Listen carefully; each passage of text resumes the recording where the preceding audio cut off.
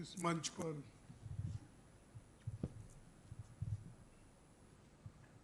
बैठे हुए मेरे सभी साथियों और मीडिया के मेरे दोस्तों, अभी मैं कुछ बातें आपसे कहने जा रहा हूं। खासकर प्रधानमंत्री जी ने एक नया सरकार के ओर से सर्कुलर निकाला है और उस सर्कुलर में उन्होंने ये कहा है कि इमरजेंसी के क्या है?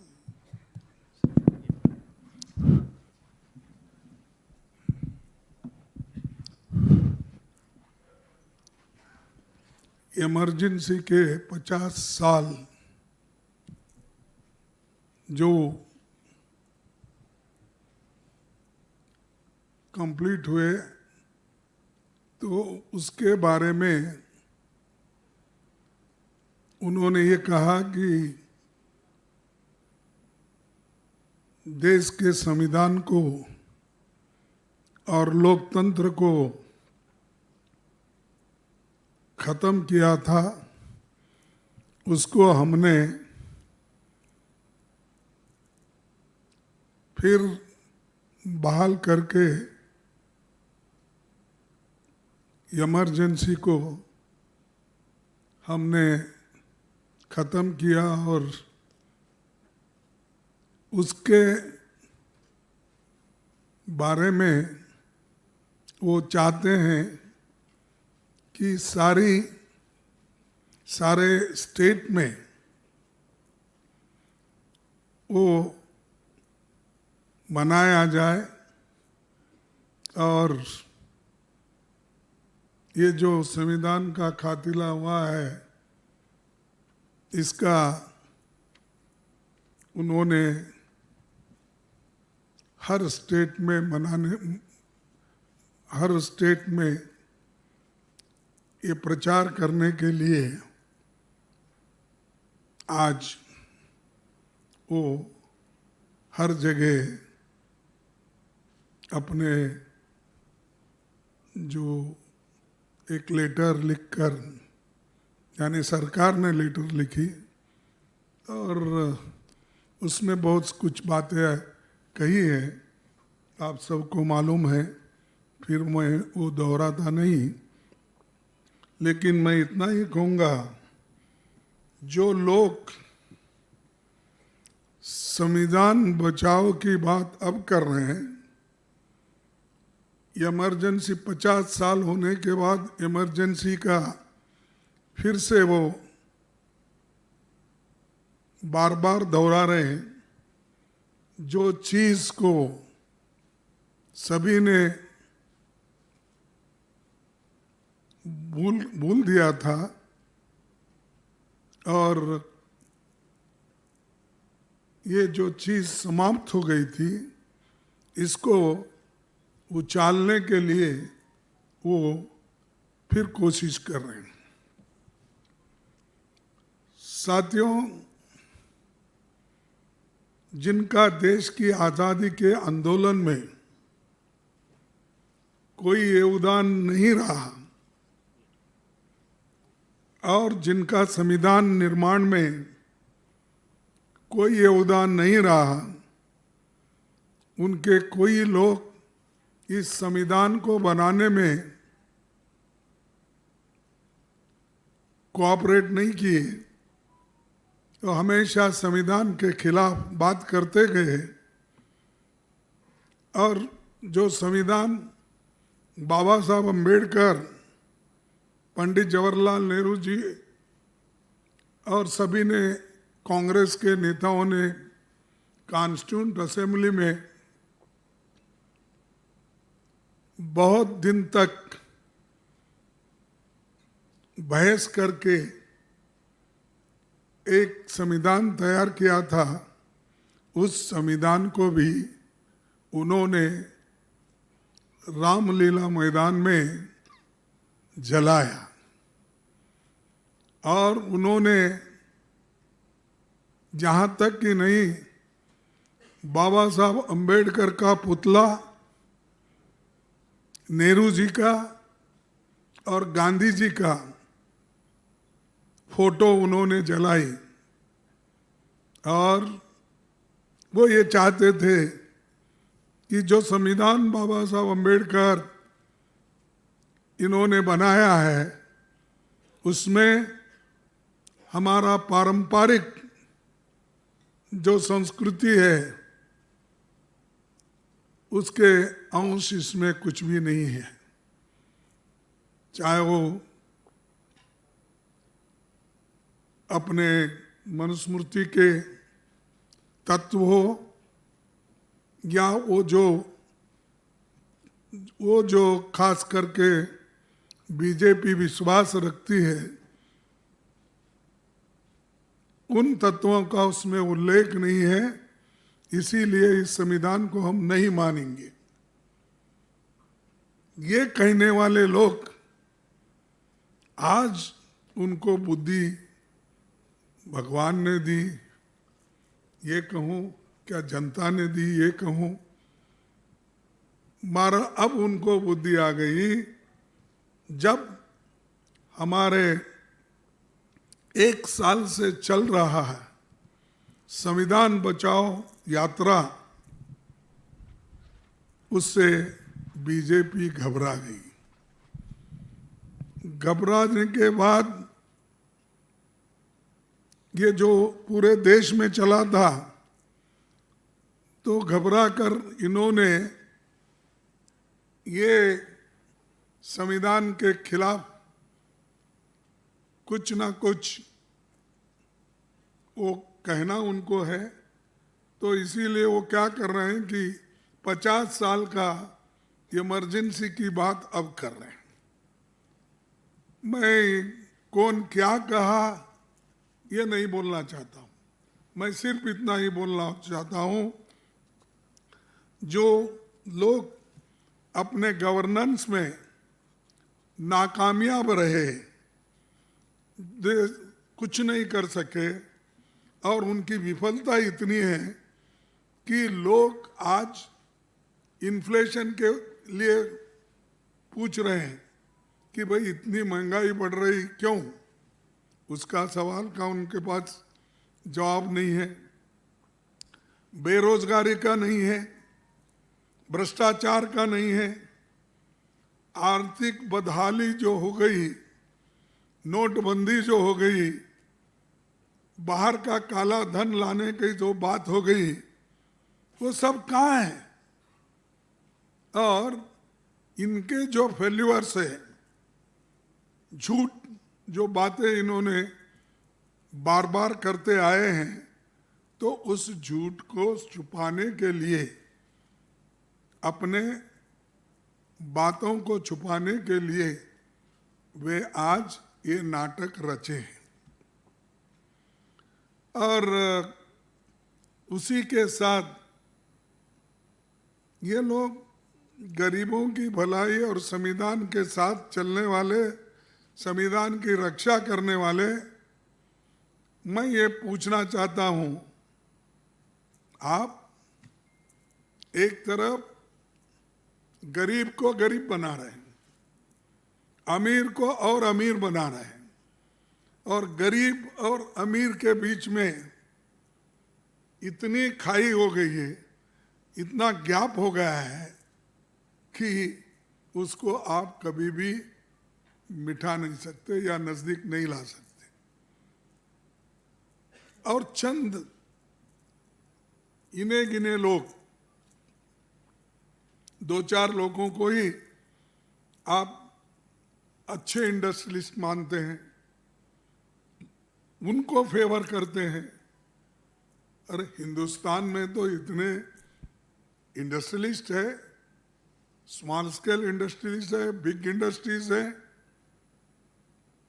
और पब्लिक सेक्टर्स हैं, उनको छोड़ के आप सिर्फ एक दो लोगों के साथ दोस्ती करके अपने दोस्तों को पूरा देश का धन, कार्यक्रम, पब्लिक सेक्टर्स आप बेच रहे हो, दे रहे हो, ये कौन सी बात होगी?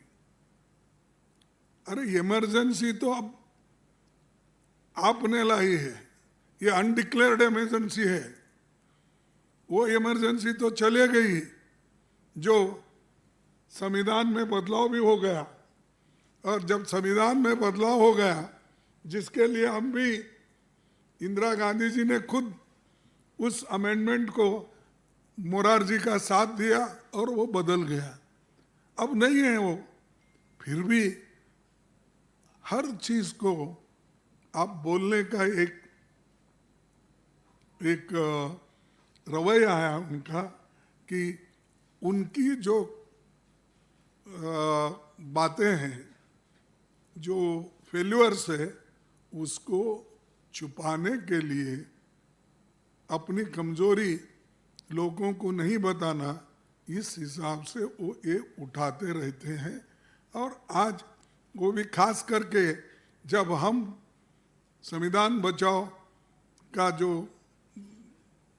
अपने राहुल गांधी जी ने यात्रा भी की और बहुत से जगह उन्होंने बात की, लेकिन उसको जो वो एक लोगों में जज्बा आया और जोश आया, उस जोश को ख़त्म करने के लिए आज मोदी साहब एक बहुत बड़ा ड्रामा कर रहे हैं। और उसके साथ ही साथ हमने ये भी मांग किया कि देश में जो बहुत जम्मू कश्मीर में जो बहुत बड़ा घटना हुआ पहलगांव में, हम स्पेशल सेशन के लिए मांग की, लेकिन उन्होंने कभी भी उसको मान्यता नहीं दी। हमने ये भी कहा कि ऑल पार्टी मीटिंग बुलाई है और आप भी आइए, वो भी उन्होंने नहीं किया। मीटिंग तुम कर लो, मैं बिहार में उधर छोटे मोटे राष्ट्र में जाकर उनकी तकलीफात सुनूंगा, कहकर आपने इलेक्शन प्रचार शुरू किए बिहार में, और यहाँ वो एब्सेंट रहे, एक बार नहीं दो बार। और ये असल देशभक्त हैं, देश के समस्याओं को छुड़ाने वाले। यही अगर मीटिंग्स में नहीं आते, हमारी बात नहीं सुनते, तो आप बोलिए इनको कितनी हमदर्दी देश के लिए और लोगों के लिए है, इससे जाहिर होता है। मणिपुर तो जल रहा है, और मणिपुर जब जल रहा है, वहां क्यों नहीं जा रहे आप? देश के अंदर इतनी बड़े संकट है, कॉन्स्टिट्यूशनल क्राइसिस है, और कॉन्स्टिट्यूशन के धज्जे उड़ाए जा रहे हैं, गवर्नर रूल लाए, सब चीजें तुम्हारे आंखों के सामने संविधान को धज्जे उड़ाने का, संविधान के खिलाफ काम करने का आप ही कर रहे हो। और आप आज तक सारे देश घूमे, विदेश घूमे, लेकिन आज तक मणिपुर को क्यों नहीं गए? क्या डर रहे हैं आपको? क्या वहां के सिटीजन्स नहीं है?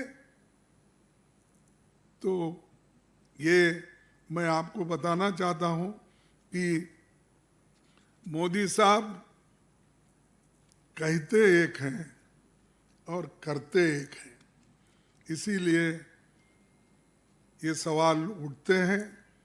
और बार बार मैं ये नहीं कहना चाहता हूँ कि जो चीज़ अपोजिशन पार्टी के नेता लोग किए। राहुल जी खुद जम्मू कश्मीर गए, मणिपुर गए, हर जगह गए। आप भी जा सकते थे, आपके पास तो इतने व्यवस्था है सरकार की, कभी किसी प्राइम मिनिस्टर को इतनी व्यवस्था नहीं थी, आज सब आपके पास है। फिर भी आप डरते हो वहां जाने के लिए, अपने लोगों से मिलने के लिए डरते हो। यही डेमोक्रेसी का, लोगों का बचाव करने का तरीका है आपके पास। और दूसरा, तीसरी बात, आज अगर संकट में है, ये जो संविधान है, ये जो संकट में है, आपके वजह से है, किसी और के वजह से नहीं। आप ही इस संविधान को संकट में डालें, आपको बर्बाद, देश को बर्बाद कर रहे हैं। और फ्रीडम ऑफ एक्सप्रेशन है, कोई अच्छी बात करता है या कोई अपनी सलाह देता है, देश के हित में अगर पत्रकार बात करता है, देश के हित में अगर कोई लीडर बात करता है, तो कभी भी वो सहन नहीं किए। फ्रीडम ऑफ एक्सप्रेशन कहाँ है? फ्रीडम ऑफ मूवमेंट कहाँ है? छात्र भी अगर कुछ बात करते हैं, उनको देशद्रोही बनाया जाता है। कोई जर्नलिस्ट बात करता है, उसको अंदर डाला जाता है। कोई चैनल, कोई पत्रिका कोई लेख लिखता है देश को सुधारने के बारे में, या उनके गलतियां जो हो रहे हैं वो तो बताता है, उसको भी वो स्वीकार नहीं करते। अरे जिस गवर्नमेंट में टॉलरेंस नहीं है और फ्रेटर्निटी नहीं है और किसी को लिबर्टी नहीं है बोलने का, तो ऐसे लोगों को, ऐसे लोग हमको बुद्धि देने का, सिखाने का काम नहीं करना चाहिए। ऐसे लोगों से कोई लोग सीखने वाले नहीं। सिर्फ भाषण से पेट नहीं भरता भाई, देश को राशन की भी जरूरत है। लोगों को पेट भरने के लिए अनाज की जरूरत है, इधर ध्यान दो। वो सब छोड़ दिए। कोई उनका चेला बोलता है विश्व गुरु है। अरे गुरु अपनी समस्या ही नहीं सुलझाया, वो ट्रंप बोलता है मैं सुलझाया, बोलता है नहीं। आप बोलो भाई कुछ तो। हाँ, ट्रंप कहता है कि मैं पाकिस्तान और हिंदुस्तान के समस्याओं को छुड़वाया, नहीं तो बहुत बड़ी लड़ाई होती थी, बहुत देर तक चलती थी, अणुबॉम्ब की लड़ाई होती थी, उन्होंने कहा। और इनके मुंह से कुछ नहीं निकला। बैठे चुप बैठे, वो एक बार बोला, 2 बार बोला, 10 बार बोला, तो भी 15 बार बोला, तो भी इनके मुंह से नहीं निकला। अरे भाई आप क्या है, मैं खुद बातचीत करके मैं सुलझा लिया हूं, ऐसा आपने कहा नहीं। किसको, सबको डरते हो तुम, फिर विश्वगुरु बनना चाहते हैं। विश्वगुरु कहां बनते भाई, जब ट्रंप ही आपको डरा रहा है और आप उसके प्रचार को जाते इलेक्शन के लिए। ये किसी देश में हुआ है कि एक देश के प्रधानमंत्री, प्रेसिडेंट या प्रधानमंत्री के चुनाव में जाकर फिर एक बार ट्रंप अपनी बात बोलते हो, फिर एक बार मोदी, वो अलग बात है। लेकिन दूसरों के इलेक्शन में जाके, अमेरिका में जाके आप बोलते हो फिर एक बार ट्रंप। और ट्रंप ने क्या बोला, अरे भाई तुम दोनों का झगड़ा मैंने सुलझाया। तो ये इनके इतने अवगुण रहते हुए भी वो हीरो बनना चाहते हैं। तो इसलिए मैं ये कहूँगा कि संविधान को बचाने वाले सिर्फ इस देश के लोग हैं, कांग्रेस पार्टी है, और जो लोगों में विश्वास रखते हैं, संविधान में विश्वास रखते हैं, वो लोग हैं। ये लोग तो संविधान में विश्वास भी नहीं, संविधान के तहत चलना भी नहीं चाहते। आज चुप वो संविधान को जब जीत के आने के बाद वहाँ पर जाकर माथा टेका, वो एक ही काम उनका हुआ। उसके बाद कभी संविधान की बात और संविधान के तहत काम करने का काम उन्होंने नहीं किया। और कईयों पहले के जितने भी प्राइम मिनिस्टर्स हुए, उन्होंने अपनी बात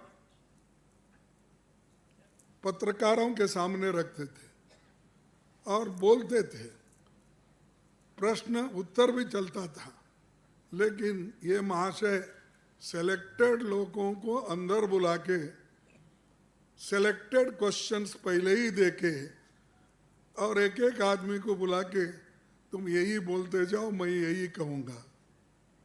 ये इनका डेमोक्रेसी में ट्रांसपेरेंसी है कहने का।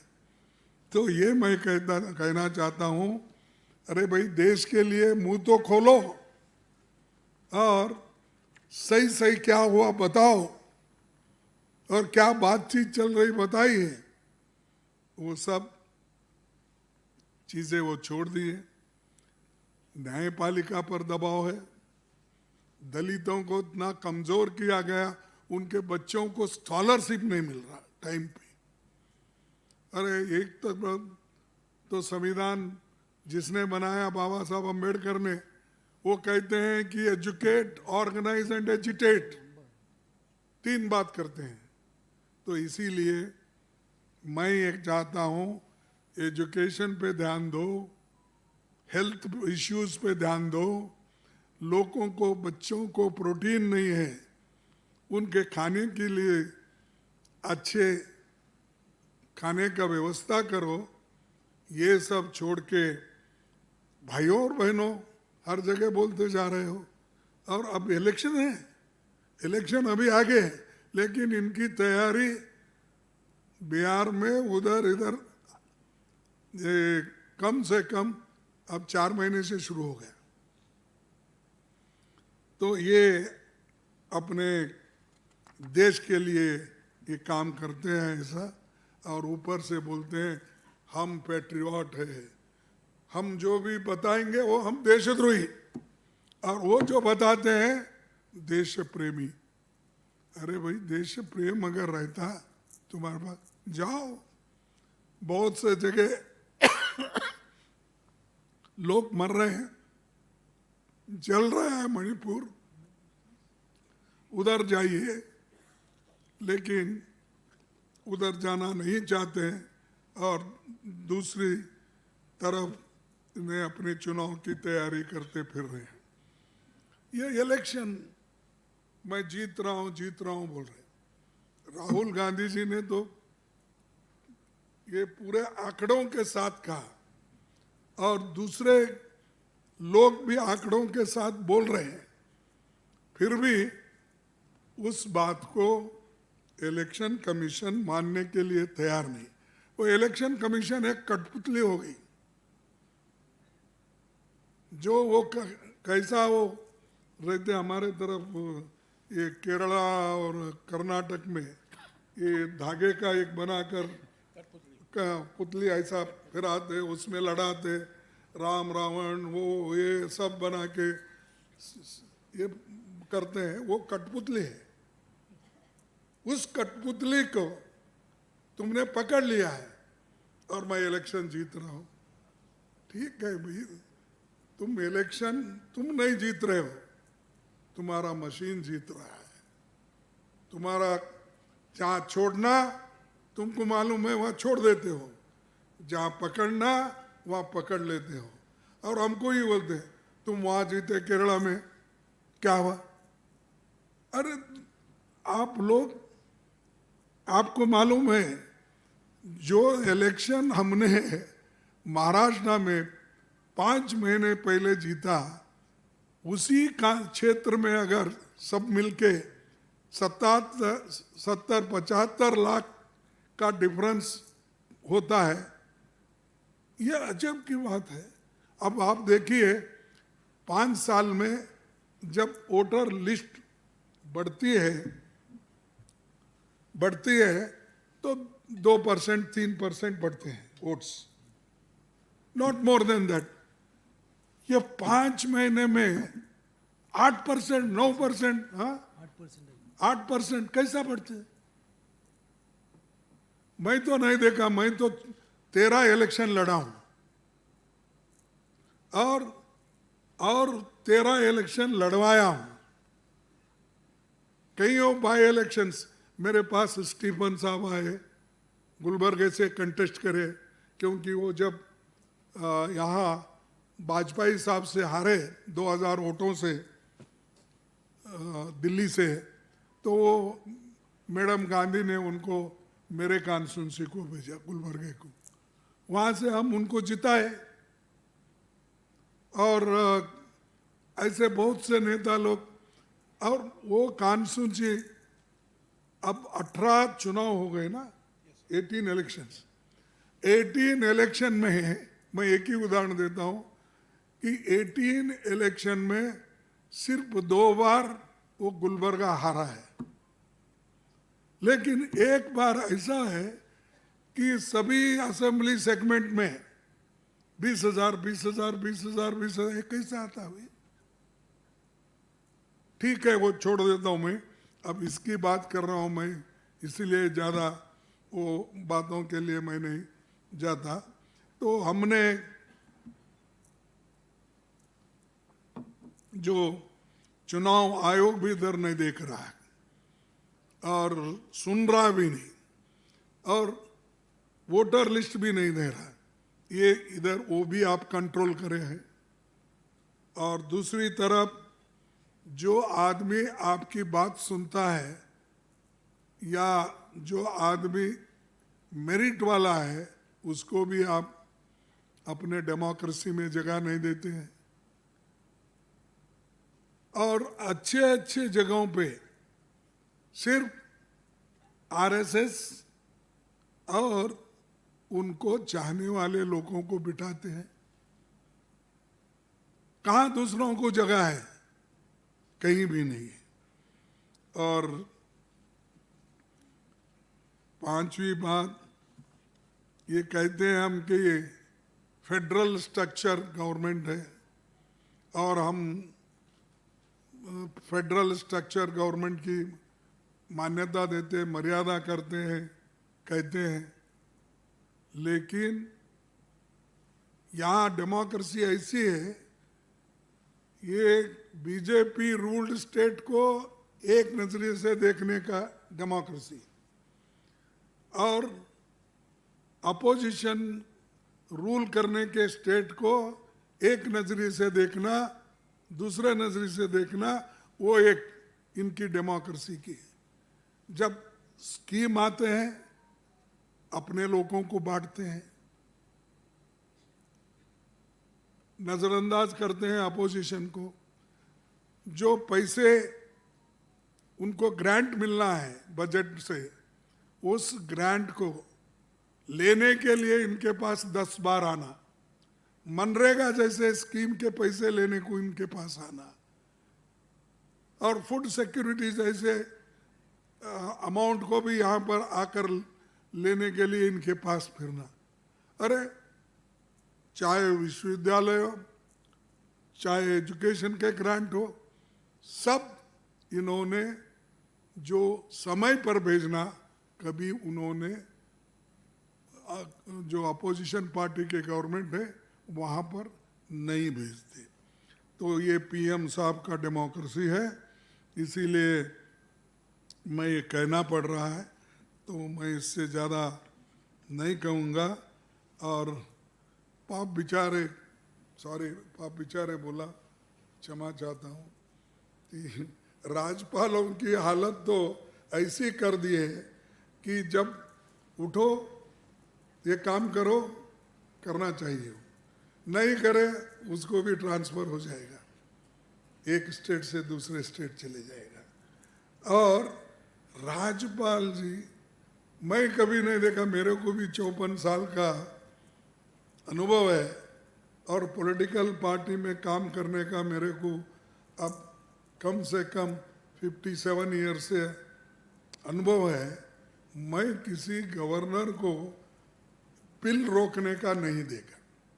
मेरे पास तो हमारे गवर्नर में उमाशंकर दीक्षित जी थे, मैं जब एजुकेशन मिनिस्टर था, सीनियर मोस्ट जो होम मिनिस्टर थे उस वक्त कर्नाटक के वो गवर्नर थे। और उसके बाद में बहुत से पहला हमारे जो शिशु ये अपना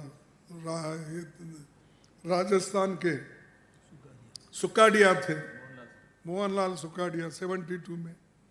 तो ऐसे लोग कभी, ऐसे बहुत से नाम ले सकता हूँ, ऐसे कभी भी कोई बिल रोककर सताया नहीं। अब इन्हों जो भी अच्छा बिल जाता है लोगों के हित में, उसको वो हमेशा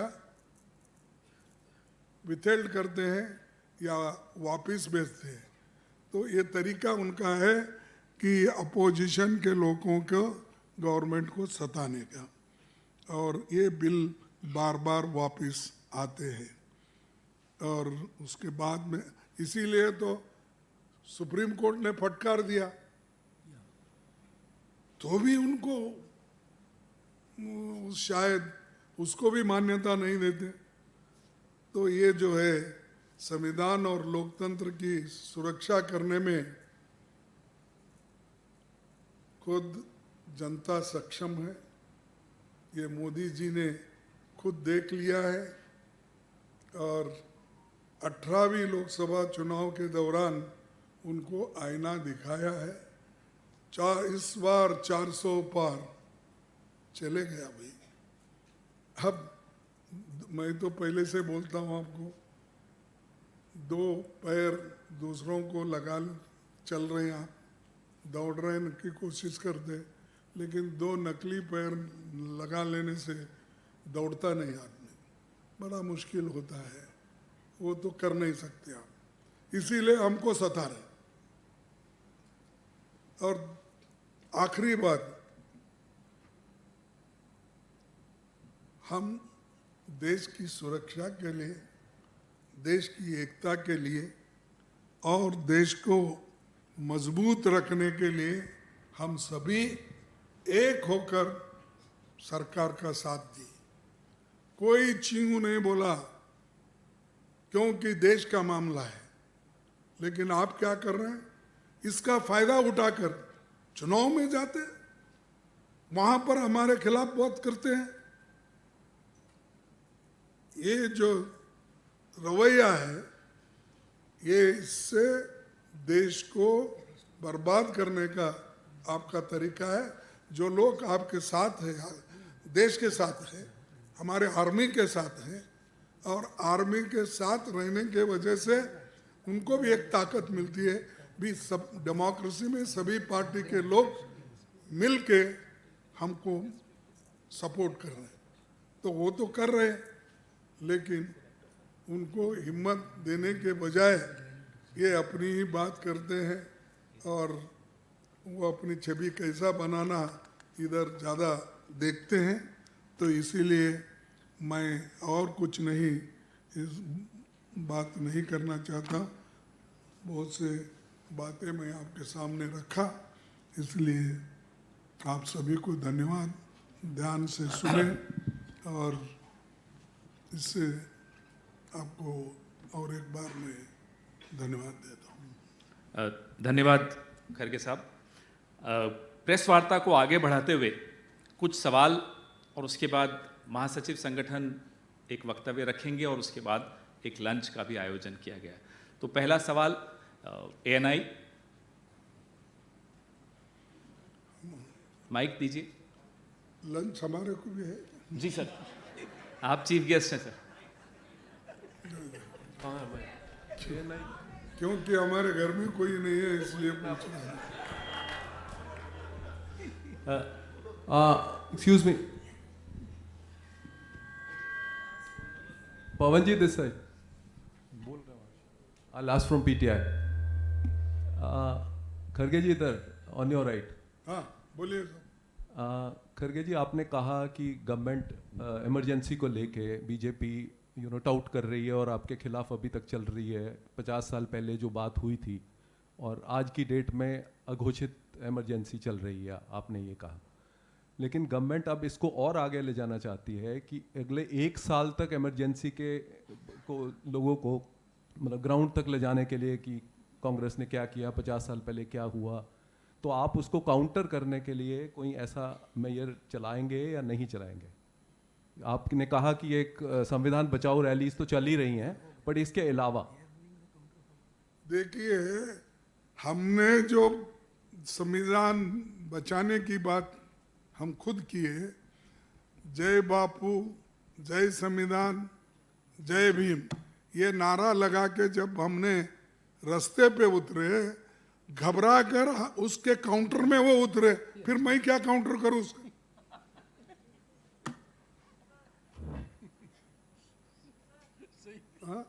सर पवन सर सवाल ये खड़गे सर, ये रहा मैं। हाँ, हाँ सर, सवाल ये है। यहाँ से उधर गए ना सब। नहीं सर, वो उधर से संजीव सर थे, हाँ, मैं इधर था। इसीलिए सर मेरा सवाल ये है कि आपने आज बिल्कुल सरकार को काउंटर किया इमरजेंसी के लिए, लेकिन सरकार की तरफ से कल होम मिनिस्टर ने वक्तव्य दिया, ये बात कही, और आपके जो सहयोगी दल हैं जैसे डीएमके है और समाजवादी पार्टी, उनको भी कटघरे में खड़ा किया कि ये लोग खुद इमरजेंसी के खिलाफ थे, आज कांग्रेस के साथ बैठे हैं, किस कैपेसिटी से बैठे हैं। इस पे भी आपकी एक इंडिया ब्लॉक की यूनिटी के ऊपर भी एक सवाल खड़ा किया। इसको कैसे देखते हैं? और दूसरा ये कि आप लोग अब जब कह रहे हैं कि संविधान को बचाने के लिए सब साथ हैं, सब एक साथ हैं, और सरकार एक झूठे प्रचार को कर रही है, तो आप मिलके कैसे इसको काउंटर करेंगे? देखिए, उनको ये समझना चाहिए कि इमरजेंसी की बात करते करते आप उनको कटघरे में ठहरा किया, लेकिन उन्होंने उसको स्वीकार करके वो कहा, यस हमसे गलती हो गई, माफ़ी चाहते हैं।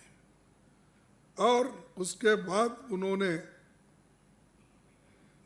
जो इमरजेंसी क्लॉज था, उस इमरजेंसी क्लॉज आर्टिकल 44 कुछ था ना, हाँ 352(1), उसको निकालने का प्रोविजन जब आया, तब इंदिरा गांधी जी ने वो गवर्नमेंट को सपोर्ट करके कहा कि ठीक है, जो गलती है वो गलती हो गई, लेकिन हम वो निकालने के लिए भी वोट करते हैं। उन्होंने वोट किया। फिर उसके बाद चुनाव हुआ। चुनाव होने के बाद इतने भारी बहुमत से इंदिरा गांधी जी चुन के आए कि 2/3 मेजॉरिटी को हार्डली मैं समझ 7 या 8 सीट कम थे, 7 सीट 80 में। तो ये करने के बाद आपको तो मालूम होना चाहिए, लोग इंदिरा गांधी जी को उस वक्त जो बातें कही थी उसके बारे में उन्होंने फिर पार्लियामेंट में जो कहा, और मेरे पास है कैसा हुआ क्या हुआ, ये टाइम नहीं है सब बोलने का, और इतना बोले तो भी आप छापते नहीं, वो बात और है। तो इसीलिए मैं कहता हूँ कि ये होने के बाद भी लोगों ने माफ़ कर दिया, और लोगों ने समझा जो गलती हो गई वो महसूस होने के बाद फिर वो बात को नहीं छेड़ना चाहिए। तो इसीलिए नियरली 2/3 मेजॉरिटी तक हमने जीता। मैं उसका जीता जागता सबूत हूँ। अगर मैं अभी नहीं मरा, मैं इमरजेंसी में भी था, इलेक्शन में भी था, तो हमने जीता। तो इसीलिए आप बार बार वो प्रश्न उठा के आप जीत नहीं सकते। लोगों को मालूम हो गया क्या है क्या नहीं है। मोहित राज दुबे, माइक दीजिए मोहित जी को, फ्रंट रो में।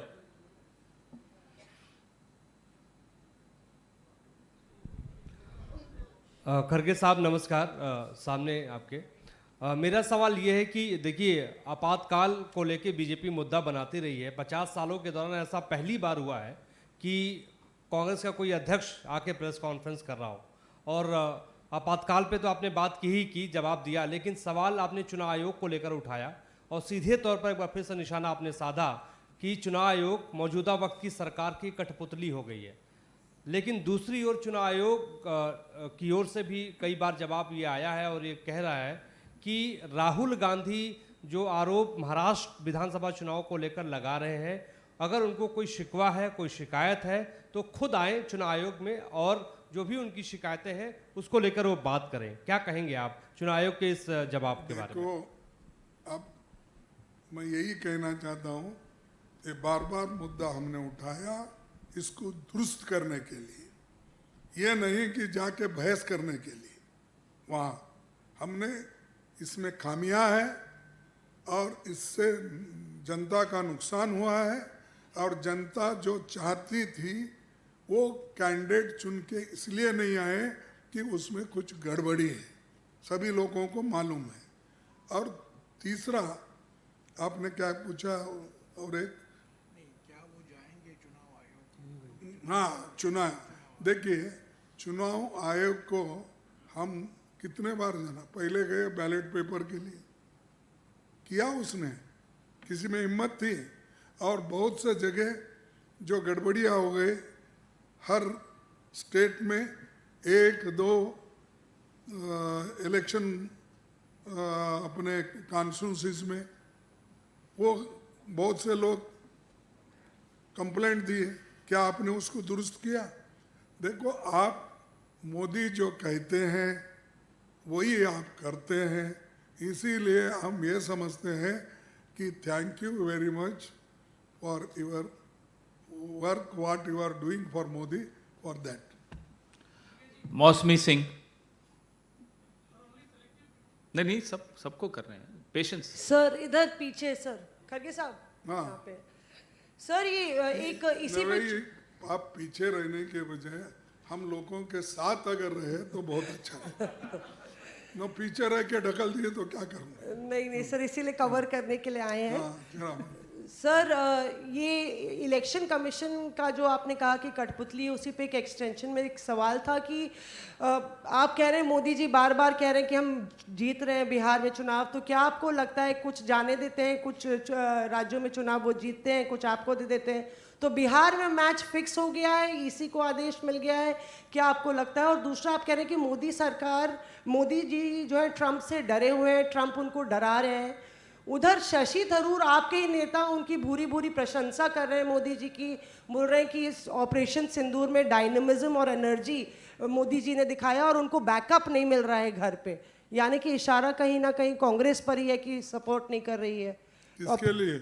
मोदी जी को ऑपरेशन सिंदूर में सपोर्ट नहीं मिल रहा है घर पे डिप्लोमेटिक, ये शशि थरूर ने लिखा है सर आर्टिकल। अरे भाई, मैं तो अंग्रेजी मेरे को पढ़ने बड़ा नहीं आता, उनकी लैंग्वेज बहुत अच्छी है, उसीलिए तो हम पार्टी में उनको वर्किंग कमेटी मेंबर बनाया है। तो लेकिन मैं ये कहना चाहता हूँ कि पूरे लोग, अपोजिशन के पूरे लोग मिलके हमने कहा कि देश के आर्मी के साथ हैं, जो हमारा आर्मी लड़ रहा है उसके साथ हैं। तो इसीलिए पहला आवाज़ मैंने उठाया गुलबर्गे के पत्रकार परिषद में, हम बोले कि देश बड़ा है सबसे, देश के लिए हम सभी लोग मिल के काम करेंगे, पार्टी बात, देश फर्स्ट हमने कहा। वो आप चंद लोग ऐसा कहते हैं मोदी फर्स्ट देश बात, तो अब हम क्या करें उसको? हाँ, एक इसके साथ इनको माइक दीजिए। हमारा सर हेलो नहीं सर। भाई, हमारा मैच किसी से फिक्स नहीं होता, हम हमेशा लड़ते रहते, लड़ते रहेंगे। सर मोदी जी तो फिरते रहते हैं, संविधान से फिक्स है। सर, उनको मैं- क्या है, कभी देश में बैठ के कोई काम किए हैं? कभी किसी को बुला के बात करे हैं? किसी सभा में जाके, रेडीमेड सभा रहती है, सरकार का पैसा रहता है, जाए भाषण करे चले। तो ये लोगों से देश की भलाई नहीं होती। ये सिर्फ भाषणकार है, कीर्तनकार है। इनकी कीर्तन अच्छी होती है, चंद लोग जाके सुनने की वो आदी होते हैं कीर्तन में। अगर आपको भी मौका मिला, प्लीज जाकर कीर्तन में बैठिए और सुनिए थोड़ा। Sir, this is an associated question that Shashi Tharoor is your CWC member and he is continuously praising Modi in abroad also and also in his article. Do we expect any किधर हैं action? आप? Do we expect any action against Tharoor? Sir, इधर से. हाँ, Kerala media sorry, हाँ, केरला ने भी देश का media. Sir, what I asked is that Tharoor is your CWC member and he is continuously praising Modi in abroad and through his articles. Do we expect any action against him? देखो, जिसको जो लिखना आता है वो वैसा लिखेंगे। उसके बारे में हम अपना दिमाग खराब नहीं करना चाहते या उसमें हमारा दिमाग लगाना नहीं चाहते। हमारा एक ही टारगेट है, देश में यूनिटी रहो, देश की सुरक्षा रहे और देश के लिए हम लड़ते रहेंगे। पहले भी हम लड़े हैं, आगे भी हम लड़ेंगे। किसी के बात के और ध्यान देने की जरूरत नहीं। पूछिए। Sir are you afraid to take action against Shashi Tharoor? Shashi Tharoor ने बोल रहे मोदी सबसे बड़ा एसेट है। Already responded. प्रदीप, ये देखिए, ये सुनिए आप, मैं आपको बोलता हूँ, डर रहे हैं, कर रहे हैं, किसके लिए डरते हैं? पार्टी है हमारी, वी आर देयर, डोंट। अरे may be there are nearly 34 working committee members, 34 permanent invitees, nearly 30 people special invitees. तो अब वो बोल रहे हैं, उनके इच्छा के अनुसार वो बोल रहे हैं, उसमें हम बार बार उस बात को दोहराने की जरूरत नहीं। हमको चिंता लगी है देश को कैसे बचाए। अगर किसी को और की चिंता है तो उनके बाद आप पूछ सकते हैं उनको। खरगे जी नमस्कार। मेरा दो सवाल हैं। तो जो खास तौर से ट्रंप वाली बातचीत रही है और जिस तरीके से विदेश सचिव की ओर से ये जानकारी दी गई थी कि जो फ़ोन कॉल हुई थी उसमें सीधे तौर पर ट्रंप को बताया गया था कि इसमें ना तो मध्यस्थता हुई और ना ही इसमें कोई दबाव डाला गया, तो पूरी तरीके से खारिज कर दिया गया था। और उसके बाद ट्रंप ने जो कहा ये उनकी घरेलू राजनीति की वजह हो सकती है। दूसरा सवाल यह है कि जो बैलेट पेपर की मांग की गई थी कि चुनाव हम इस पर कराएंगे, अब ईवीएम पर सवाल उठते रही हैं, बिहार चुनाव सामने है, क्या एक बार फिर से इसको लेकर कोई गुंजाइश बचती है पार्टी के सामने, इस चुनाव को लेकर आप बैलेट पेपर की मांग करें, चुनाव आयोग के पास जाएं? देखो, बार बार जो भगवान हमको दर्शन ही नहीं देता, बार बार उसके पास जाके क्या क्या बोलते हैं वो, ये मांगने का नहीं, मन्नत मांगने का क्या है? जब रिजल्ट ही कुछ नहीं आता तब वो कोई फायदा नहीं है। जब जरूरी है फिर ऑल पार्टी को पूछ के जो करना है करेंगे। खरगे साहब, क्योंकि आपने चुनाव आयोग पर ट्रंप वाला बोल दिया ना मैं। ट्रंप, आप बेचारे ट्रंप के पास सामने इन्हों झुक गए हैं। और ट्रंप तो अपना जो स्टाइल में बोलना है, कभी अपना ये इसके स्टाइल में बोलता है, क्या है अपना, नहीं जी, वो ये रहता ना बड़े ग्राउंड पे वो हाँ, वो मारते रहता है, कभी बात करते रहता है। तो इसीलिए अब वो अपनी बात तो खुल के 15 दफा बोला। अगर तुम्हारे तरफ से अगर कोई एक बार भी रिस्पांस नहीं आता तो फिर क्या कहें हम? तो इसलिए छोड़ दो। उसके बाद ट्रंप अपनी बात बोलते ही रहेगा, मोदी चुप रहते ही रहेंगे। खरगे साहब, क्योंकि आपने चुनाव आयोग से मैच फिक्सिंग की बात की, कहा कि चुनाव आयोग कठपुतली है, तो ऐसे में पिछले कई सालों से ये आरोप मुख्य विपक्षी दल होने के नाते आप सरकार के खिलाफ लगा रहे हैं, तो कब तक आप हारने के लिए चुनाव लड़ते रहेंगे? अगर आपको लगता है कि चुनाव जो है वो फिक्स है और चुनाव आयोग आपकी सुन नहीं रहा है, आप पूरे विपक्ष को क्या लामबंद करके कुछ इस मसले पर करने का प्रयास करेंगे? देखिए, हमने पूरी कोशिश की, कानून के तहत भी कोशिश किए, आज भी कोशिश करते रहेंगे, लेकिन ये अगर गवर्नमेंट ठान ली जो गलती हो रही है वो गलती को ही अगर आगे लेके चलना है, और इलेक्शन कमीशन भी उन्हीं के इशारों पे अगर वो चलती है तो उसको दूसरा दवा नहीं है, जनता ही वो दवा दे सकती है।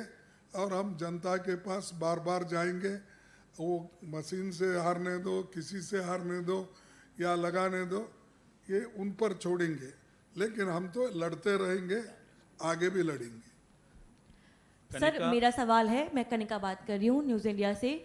सर आप लोग जब जब चुनाव आयोग पे सवाल खड़े करते हैं, बीजेपी खास तौर पे बोलती है कि जिन राज्यों में कांग्रेस पार्टी जीत जाती है वहाँ पे चुनाव आयोग पे कोई सवाल खड़े नहीं होते, लेकिन जिन राज्यों में विपक्ष की पार्टियों को हार मिलती है वहाँ वो चुनाव आयोग पे सवाल खड़े करते हैं। तो ये दोहरा मापदंड क्यों है कांग्रेस पार्टी का? अरे हमारा दोहरा नहीं, हमारा भी अगर जीता है तो तुम चुप बैठे हैं, हम जीते हैं।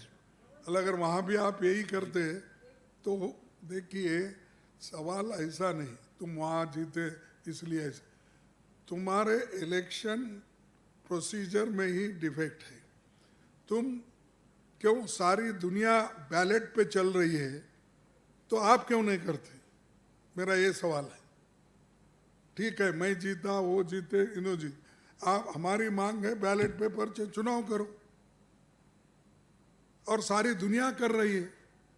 अमेरिका कर रही है, ऑस्ट्रेलिया कर रही है, इंग्लैंड कर रही है, कौन सा देश आप बताओ कि इस पे कर रही है, कौन सा बड़ा देश?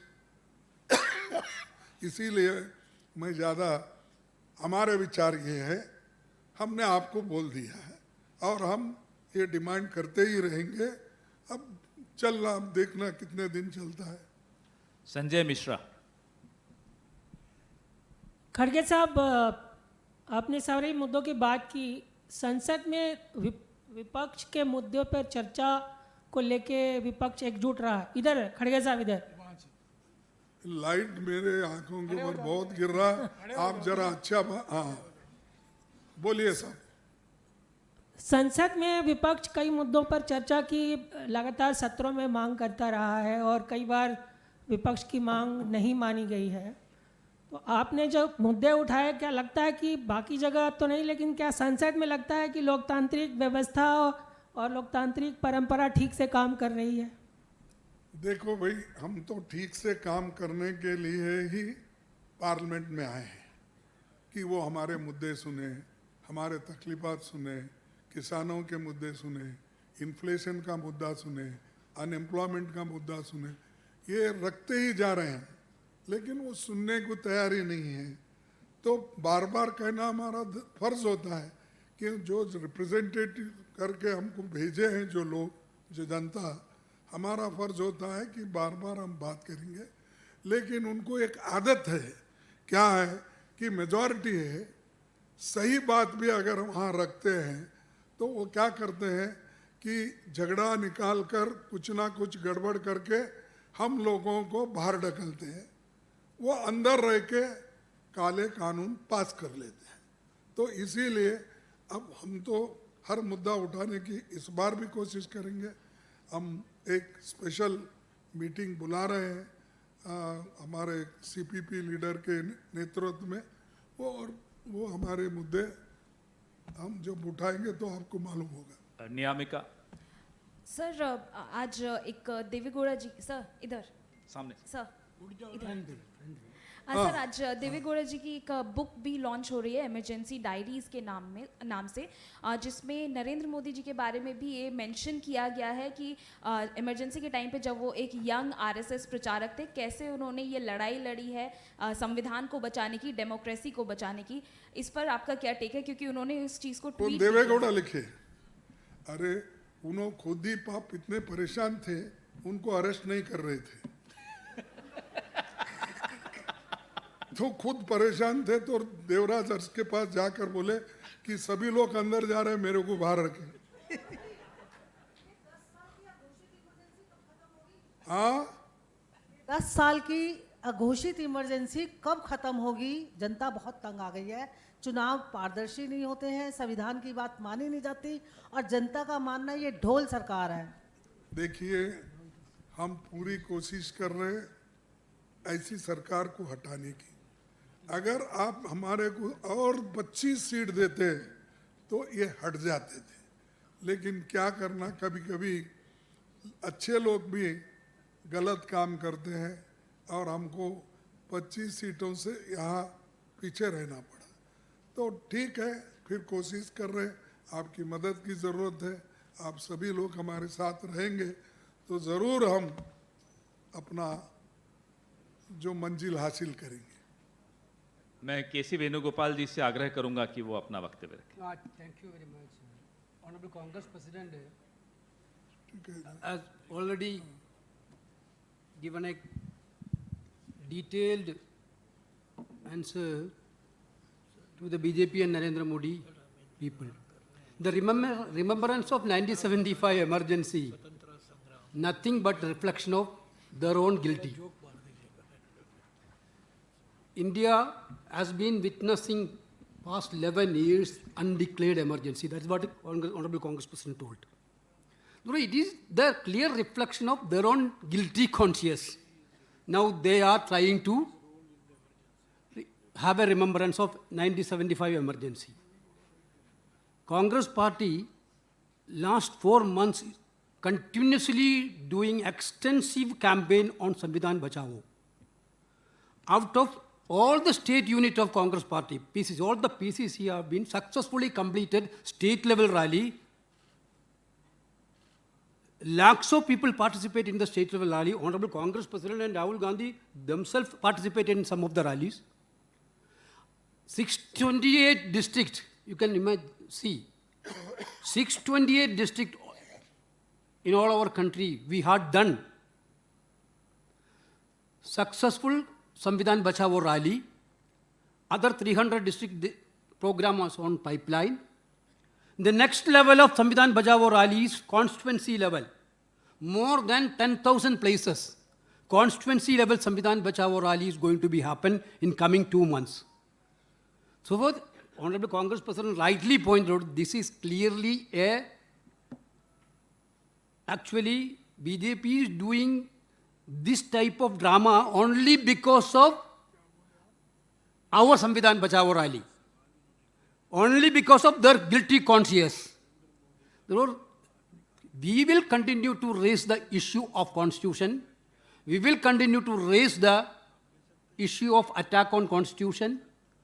Everywhere, every places attack on constitution is happening by this government. Therefore, we will continue it. Thank you.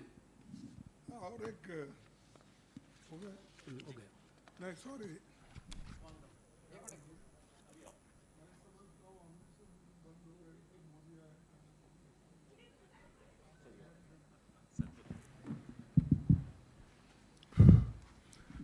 नहीं, थैंक यू वेरी मच, क्योंकि आपने बहुत कुछ सुना और ये प्रेस कॉन्फ्रेंस बहुत लंबा चला, लेकिन क्वेश्चन आंसर्स भी बहुत लिए, क्योंकि आप साहब बोल रहे थे सिलेक्टेड है क्या? नहीं, हम तो इलेक्टेड हैं। Sir, for the past 11 years, they didn't even get a chance to have a press conference with the Prime Minister like this. You have answered all the questions now. No. तो ये सुने, और आपने question पूछा था कि मोदी जी के बारे में किताब लिख रहे, क्या उस किताब में मोदी जी और उनके लोगों का आज़ादी में क्या रोल था ये भी आ रहा है, और इमरजेंसी में जो उन्होंने क्या क्या किया और उनके जो आरएसएस के लोग क्या खत भेजा प्राइम मिनिस्टर को, और नहीं ये तो है, मैं उसीलिए बोल रहा हूँ, ये खत भेजा ये भी आ रहा है उसमें। मैं सच्ची है, क्योंकि बहुत सी चीज़ें मालूम नहीं है और हम छेड़ना नहीं चाहते, इसलिए छेड़ना नहीं चाहते। एक व्यक्ति कोई अपने पैर पे कुछ हासिल किया है तो उसको वो बुरा हो अच्छा हो कुछ भी उसको ख़त्म नहीं कर, लेकिन तुम्हारे आरएसएस के संघ चालक जो देवर थे वो क्या लिखा उन्होंने, मैं देवूँ सर्कुलेट करो? नहीं, ये लोग जो उनके घबरा कर खुद ही वो उस वक्त अपनी बात ये चाहते थे कि इमरजेंसी के लिए, लेकिन हम ये चाहते कि समर्थन के लिए, मैं नहीं बोल रहा हूँ, क्षमा कीजिए, समर्थन नहीं, कि ये सब लोग उस वक्त क्या कहे कैसे हैं सबको मालूम है। अगर देवेगौड़ा के किताब में ये आया तो बहुत अच्छा है, और ये लेटर भी अगर प्रिंट हुआ बहुत ही अच्छा है। आपको धन्यवाद। Thank you. हाँ, नरेंद्र मोदी जी का, नरेंद्र मोदी जी का ही बोल रहा हूँ। धन्यवाद।